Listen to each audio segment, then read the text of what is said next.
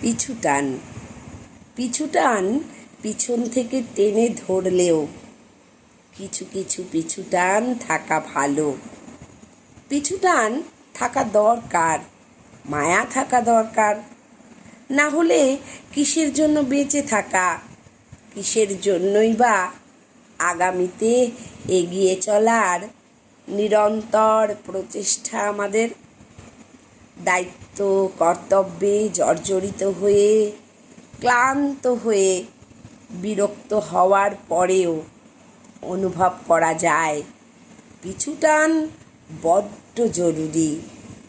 যে টান দিন শেষে আমাদের ঘরে ফিরতে বাধ্য করে, যে টান দিন শেষে আমাদের ঘরে ফিরতে বাধ্য করে।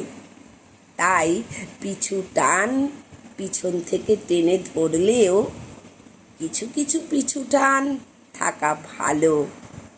পিছু টান থাকা দরকার, মায়া থাকা দরকার।